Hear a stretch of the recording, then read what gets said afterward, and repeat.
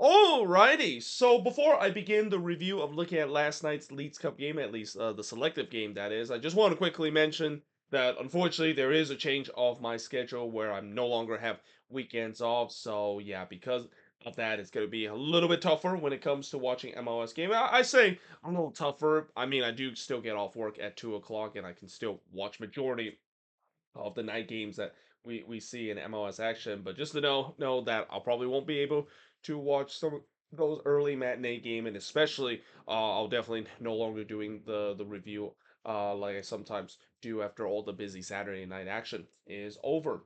But with that being said, one thing I also want to mention is that I am actually actively looking for a new job as well. So that also means that I might not have a lot of time in terms of doing videos or reviews as I have before, but I'm still going to try to do so. Still trying to balance things out. That is.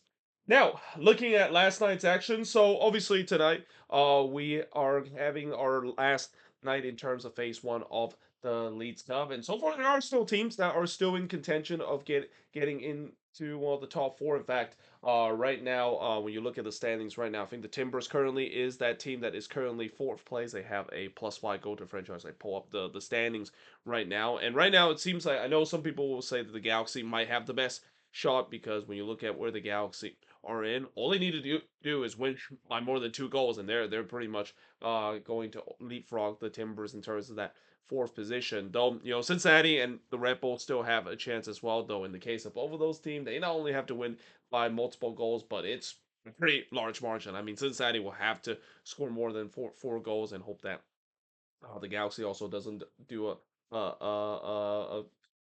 do the same thing and get a better goal differential. And again, this is the thing when it comes to the Leagues Cup format, and there's been a lot of discussion whether this format is good or not, and if there's a huge flaw in the system. The bottom line is this is how the format works, and that not only the fact that we knew that 7 points might be the minimum in terms of making it into the next round, but you kind of need to have a godly goal differential alongside with the 7 points that you have. And for some teams, they're able to do so. And at least for not last night's action, we did have one team that I'll mention a little bit. That's not going to be in my review. That did exactly that and really helped their causes in terms of moving on into the next round.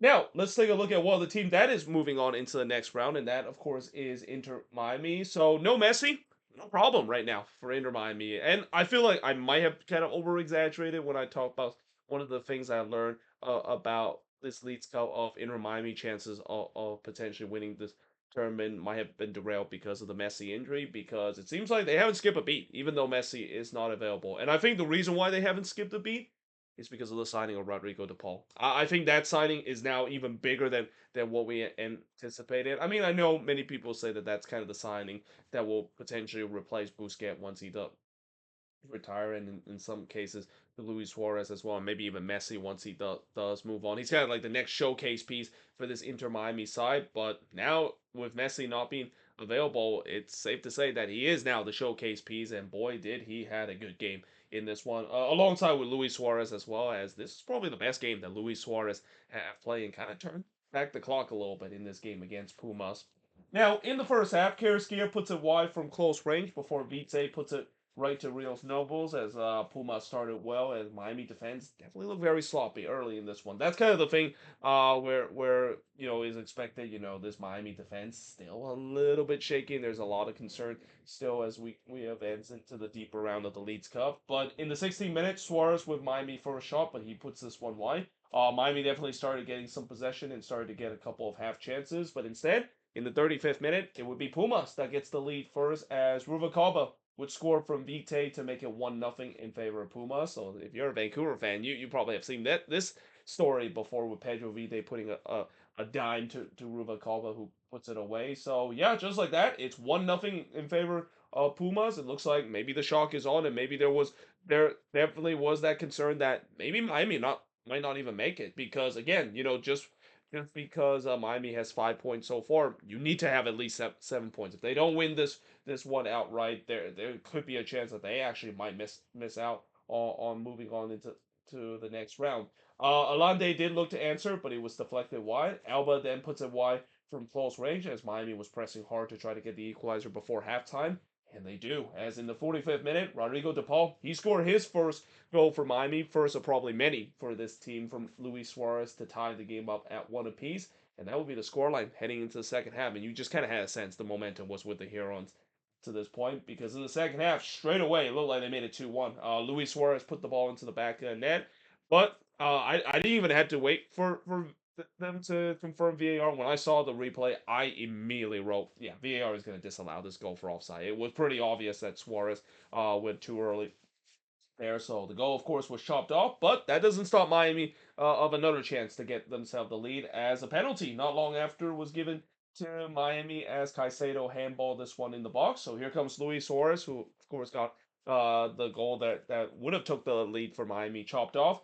This time he's trying to do so from the penalty spot, and he made no mistake. And this was a cold assassin finish by Luis Suarez. I mean, just a Panenka kind of finish there. Only the best in the world can have that kind of cool moment, and we know Luis Suarez, one of the greatest number 9 in our generation. He buried that one, and just like that, Miami has the lead 2-1.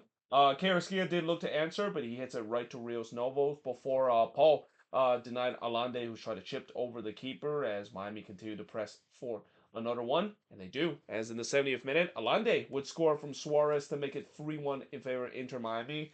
Martinez did look for another, but he heads this one wide before Segovia hits it right to Paul. This is kind of when I started to not really pay too much attention to this game because I'm assuming Miami should be able to hold on to this 3-1 lead, and I was paying more attention to this game as well, considering that's one of my team that I'm watching. Angulo then puts it high on the volley. But yeah, in the end, Miami, they are moving on into the next round. And, coming into this game, this kind of felt like it was kind of like a winner move on situation. Whoever wins this one in regulation is going to move on from their respective league. And in the end, it's Inter Miami, the one that is able to do so. And Pumas is the one that is eliminated from the lead cup that is. The shots in this one, 18 shots with 11 that Pumas had, 7 shots on goal with a 5 that Pumas had, 3 shots off target with a 2 that Miami has, 10 shots that was blocked with a 3 that Pumas has. So there was a bit of a block part in Miami in this game with the way that Miami had double-digit blocks in this one. Possession-wise, 54% possession compared to 46% possession that Pumas has in this game. And again, if this is the Miami that we see even without Messi, yeah, this is not great news for the rest of the team in the Leeds Cup. I mean, assuming that if Messi does return with this team, and you add the factor with how good this attack has been, and it kind of was the case even heading into this tournament, this is a team that, like I said, is going to compete for the League Cup. It is going to be potentially one of the favorites that is going to be competing for the League Cup. And do not be surprised they might even go all the way again and make it to the final again. Now, moving on in terms of the next match. So yesterday was a pretty good day when it comes to MLS team against Liga MX side. Most of the team were able to get at least a point or get a win against their Liga MX team outright. But unfortunately, Minnesota is not one of that team. Yeah, I mean, after an incredible performance by Minnesota against Club America in a game where I thought that was probably the best that Minnesota has played, or at least one of the best that Minnesota has played, if it wasn't for them doing their typical blowing leads late that they always tends to do. But in this game, yeah, I mean, they just absolutely lay an egg in this game. And what is the big issue for Minnesota of why they lay an egg in this one?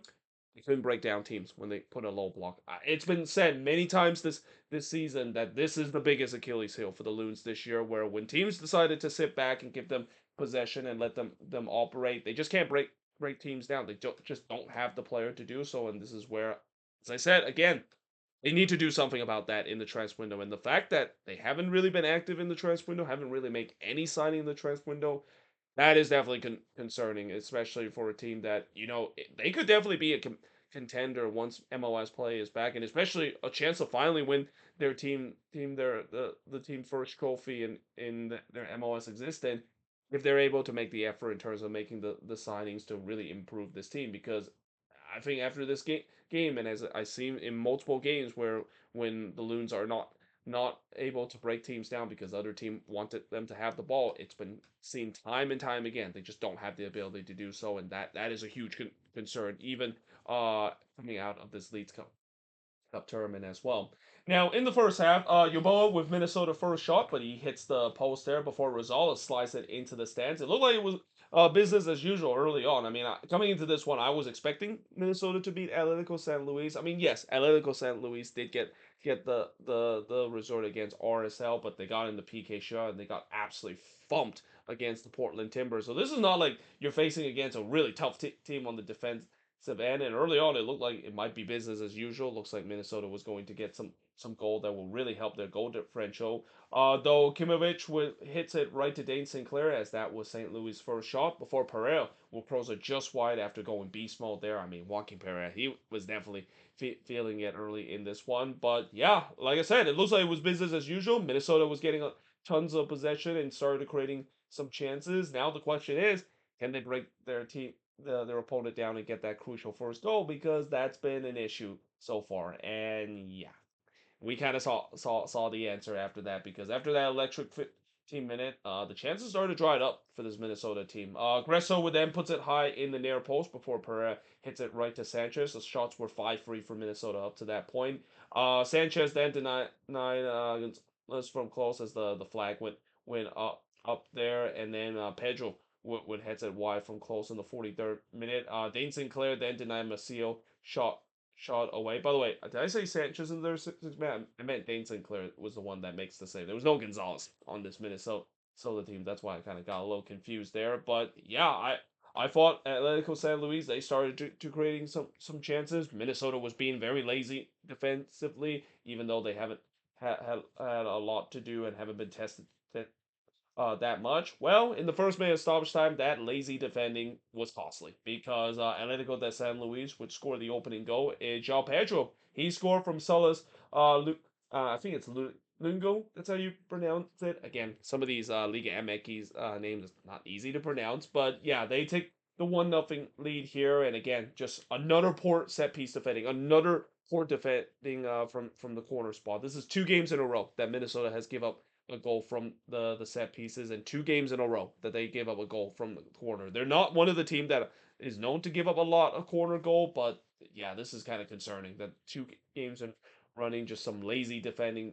there, defending set pieces, and next thing you know, they now getting a little taste of their own medicine in terms of what it feels like when the other team scores on the set piece. But yeah, we do head to halftime with Atletico de San Luis have the 1-0 lead. In the second half, it was a shout for a penalty for Minnesota not given. The Loons continue to dominate possession, but that really doesn't help this team because they have no answer in terms of breaking down the St. Louis defense. Yoboa would then slice it wide from close before Jin would miss wide from close in the 68th minute. Sanchez then denied Marcanic from close range, and then Yoboa would puts it high on the free kick. The Loons were started to press hard for the equalizer, and you kind of had a sense that there was that urgency up to this point that not only they need to get the equalizer, but they need to win this game as well. If they don't win this game, their chances of moving on is probably next to none. Yoboa would then puts it high from close range, but then in the 85th minute, Longwane was 1v1 with the keeper. And while Sanchez made an incredible save to rob him on a 1v1, that is one that Longwane's got to bury. And that is one that, again, when I saw that, I'm just thinking, yep, the Loons are going to lose this. Like, they're not going to score in this game. I've seen this story so many times over the year watching this team play at Allianz Field, and my frustration of the lack of finishing. By the way, Pereira did get on the rebound, but he puts it into the wonder wall, and I'm just thinking, yep, this is just not going to beat Minnesota tonight. It seems like they're going to go out of this tournament on a whimper, and it sucks the fact that after putting in such a great performance against Cuba America in the last game, that now all of a sudden they just completely lay an egg up to this point. The ref was then told he sucked by the fans as well, but in the 89th minute, Perez Bruquet would finish it for Atletico de San Luis as he scored from Felipe to make it 2-0 in favor of the Liga MX side, and that would be the final score of this game. As yeah, just a pretty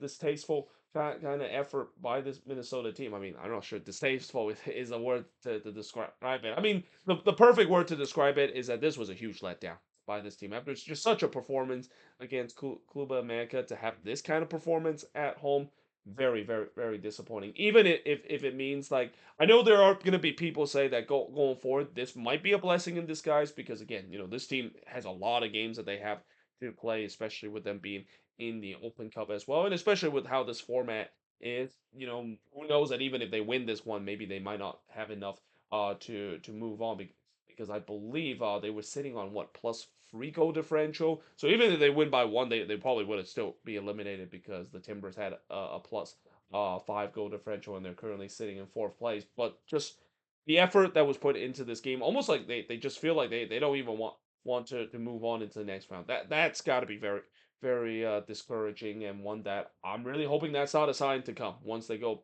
back to league play. They cannot be looking like this or at least have games that like this especially in the playoff push or even getting to the playoffs because as we know in the playoffs it's for the most part except for the best of three it's one and done and if this team have this kind of dispirited performance in the playoffs they're not going to go so far in the playoffs. The shots in this one, Minnesota had more of the shot, 20 shots committed, 9 that Atletico San Luis had. But how many times we said it's not about the shots, it matters. It's about the shots on goal, and Minnesota was actually outshot on the shots on goal. 4 shots on goal for the 3 that Minnesota has, 9 shots off target for the 3 that Atletico San Luis had, 2 shots that was blocked for the 6 that Minnesota has, and possession-wise, 61% possession compared to 39% possession that Atletico de San Luis has.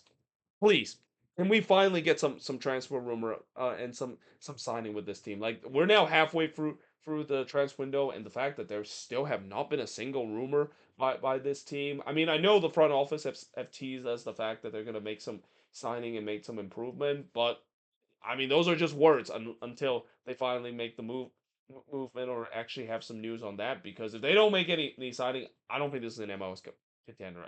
Let alone, I think this is going to be almost like a repeat of last year, where they might win one or two playoff matchup, but they're not going to be good enough to go all the way, and that's going to be very disappointing considering that there is definitely growth on this team heading into this season. I think this is definitely a better team compared to last season as well, but it just feels like it's being stagnated because the team's just not really making the improvement that they necessarily need to propel themselves into the next level. Now, moving on, in terms of the next match, we got the Portland Timbers and Club America. So, the good news for the Timbers is the fact that, even though they lost this against Club America in the PK shootout, they're still sitting in fourth position. The bad news is, if they would have won this PK shootout, they wouldn't be in this situation where they are really hoping that the LA Galaxy doesn't score more than or have more than a 2 goal advantage. The other than that, they of course will be eliminated from this tournament. Now, early on, as expected, Club America had most of the possession as the Timbers were elected to sit deep, and they got themselves the opening goal. The Timbers, surprisingly, because early on it looked like America was controlling this game. As in the 7th minute, Ariel Lassiter would score from DaCosta to make it 1-0 in favor of the Portland Timbers. It comes off just a bread and butter play. We know the Timbers loved to go on the transitional play and love to score those transitional goals just as much as Minnesota does, in my opinion. And here it was a transitional moment. They completely cut open that Club America defense. That, mind you, this Club America defense is not good whatsoever. I mean, this Leeds Cup tournament, it's been shown that it's like a revolving door right now with how bad this Club America defense has been. So no surprise that they got completely cut open like that. And just like that, the Timbers were up 1-0, and we're sitting in a very good spot because remember they're along with Seattle is the only team in MLS out of the Leeds Cup to get maximum points after the first 2 match day. But I also said that after Mosquera had an empty net, but skies it over. I said that Club America defense was all over the place. But at the same time, you just kind of feel like that is one that I talked about. Mosquera puts this one over from an empty net. That is one that he's got to bury. I mean, when you're playing against Club America, as bad as their defense has been this Leeds Cup, they definitely have some difference maker on the attacking end, and it's been shown multiple times throughout this tournament that those difference maker is going to show up, and not punishing Club America when you're up top is going to come back to haunt you, and no surprise that kind of was the case throughout this game as well. Davila then puts one right to Crepeau before Gutierrez puts it wide from long range. He then missed an empty net from long range as the flag went up, so that wouldn't have counted even if he put it in. But there was no doubt that America would have woke up. They're now pressing hard to try to get the equalizer. Crepeau would then deny Rodriguez, but it falls to or who puts that one high there. But we do head to halftime with the Timbers leading 1-0. But you just kind of had a sense that yeah, the pressure is coming from this Club America side because in the second half, Club America kind of picked up where they left off. First, it was Crepo absolutely robbing Caceres on the header from the corner. And to make things worse for the Timbers, they were down to 10 men. Now, this was a very questionable second yellow card from Jimmy Flory. I mean, I feel like that's a little bit too soft, in my opinion, to get a second yellow. It is a foul, in my opinion. And I think if Flory was not on a yellow card, he probably would have pick up a yellow card for that. But for a second yellow, I mean, I feel like that was kind of harsh. Nevertheless, he was of course sent off in this one, and Club America wastes no time to take advantage of that because just 2 minutes after the sending off, they ties the game up. It's Juarez. He scored from Rodriguez to tie the game up at one apiece. That's been coming, and now you just kind of had a sense. Oh boy, the Timbers are about to get they have to absorb all sorts of pressure because Club America they smell blood up to this point. They want to win this game so that they have a chance to progress into the next round.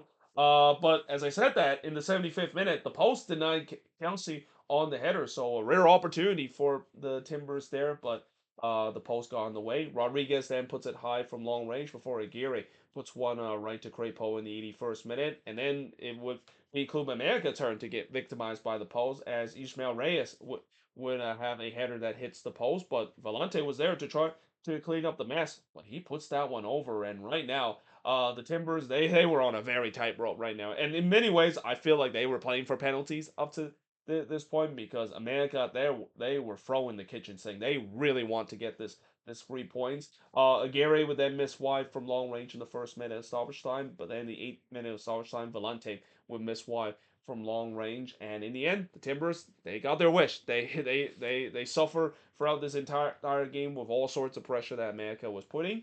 They got themselves to the PK shootout, and now a chance to get that 2 points that would be enough to move on into the next round. But they don't get it because Henry Martins in round number 5 would win it for America. Kamal Miller would actually miss the only penalty of the shootout, and it was not a great penalty from Kamal Miller. He didn't even hit that one on target there, but nevertheless, Club America wins 5-3, but I don't think that's enough for them to move on into the next round. Let me take a look at the standings. Yeah, it's not enough for them to move on into the next round. So obviously, like I said, Club America they had to win this one if they have any chances to move on into the next round. That is, and that's why that in that PK show, it's kind of a weird feeling the fact that at the end of the day, the winners of the PK shootout would be the one that is eliminated, and the loser of the PK shootout actually still alive in the Leeds Cup. I mean, that's just how this format is. It is very wacky and kind of in some way doesn't make any sense, but. Yeah, for the Portland Timbers, yes, they did survive in this one in terms of getting at least a point out of this game, but now whether them not getting that extra point is that going to come back to haunt them, especially again if the Galaxy can get a multi-goal win against Santos Laguna, and knowing Santos Laguna has not been a great Liga MX team so far in this Leagues Cup, and the Galaxy have definitely looked like they're putting all their eggs in the basket of the Leagues Cup. With them playing the best soccer so far this season. Yeah, the Timbers are probably going to be regretting not getting the extra point and not winning the PK shootout in this one against Club America.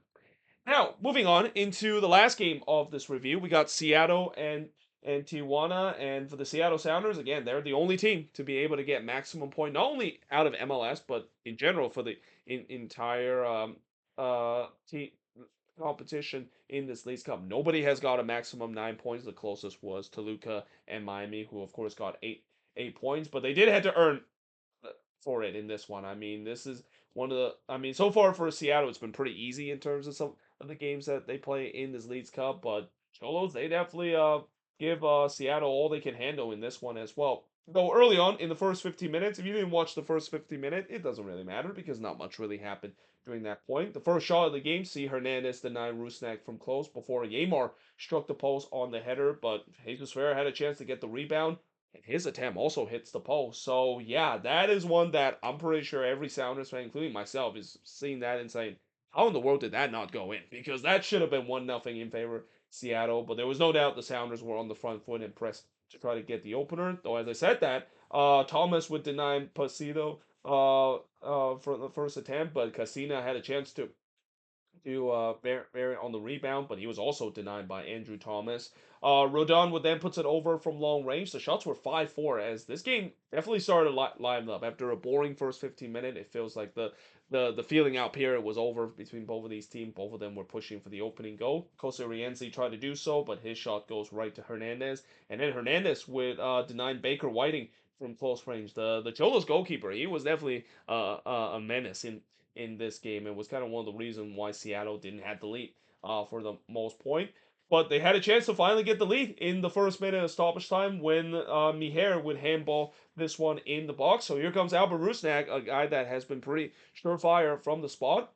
But he hits the post from the spot. And Vargas had a chance to try to score on the rebound, but he puts that one over. And to make matters worse in terms of that missed penalty, Cholos would take the lead just 1 minute later as Castaneda would score from Blanco to make it 1-0 in favor of Tijuana. Just an absolute banger there from the Cholos player, and one that is just an absolute backbreaker for the Sounders. I mean, just as you thought that you were going to take the lead before halftime on one end, then on the other end, you conceded a banger of a goal. And now it's kind of interesting to see how the psychic is going to be with the Seattle Sounders. And if there's one thing I will say this about the Sounders, and especially a Brian Schmetzer-led team, this team doesn't get unfazed, even in that kind of moment. A lot of team would be unfazed when that happened, but this is a Sounders team that they kind of show you why that they're a team that they mean business when it comes to this League Cup. This has been probably the best team so far in terms of phase number one, and have been the most impressive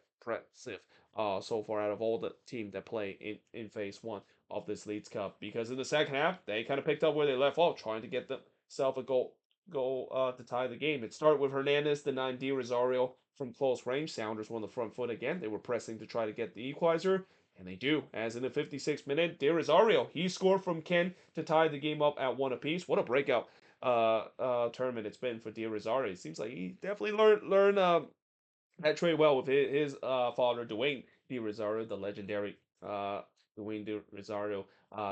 That is because now he started to score goals just like his father, and then he looks to try to get another one and look for the lead in the 61st minute, but he was denied by Sanchez. It was all Sounders up to this point. Again, you just think that what are it's almost like they almost kind of forgot that they conceded a goal after missing a penalty, because they're now pushing hard to try to get the lead, and they thought they got it in the 61st minute when Rusnak looked like he made amends of his penalty kick miss in the 61st minute. Problem was the flag came up because it was offside on the development play, so that goal, of course, was chopped off.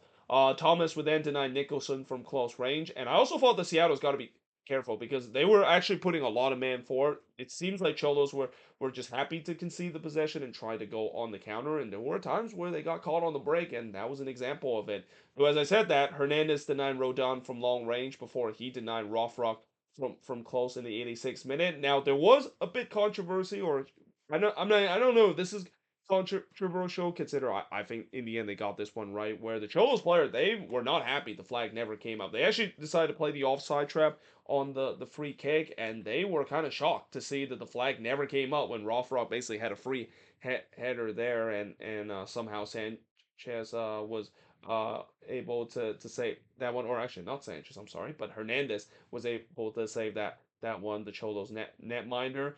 But that would actually turns out to be big because in the ensuing corner after that save by Hernandez, Seattle would take the lead. It's Muswaski. He scored from Rodon to make it 2-1 in favor of the Sounders. Nicholson did look to answer, but he puts that one over before Rothrock would hit it right to Hernandez in the second minute of stoppage time. And then the Sounders looked like they were in on goal again. Looked like Vargas was in on goal. Franco did make the challenge there to bring him down, but yeah, that obviously is going to be denial of goal score opportunity or red card.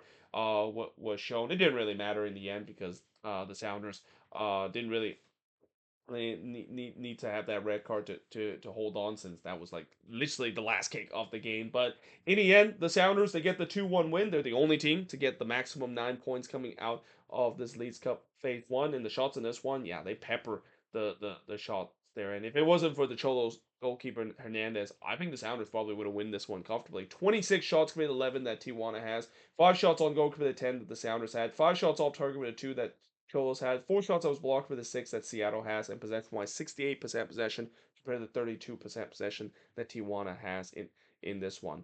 Seattle means business. And right now, I'm pretty sure if you're the fourth place team in Liga MX, you do not want to face the Seattle Sounders right now because they have just looked really dominant. I mean, yes, I know they had to wait to get that winning goal, but this is a team that is firing on all cylinder right now. And I talk about some of the teams that are favorites coming out of MLS. Miami is definitely an example of it, but Seattle should be a team that I would argue Seattle probably is even more of a favorite than Miami.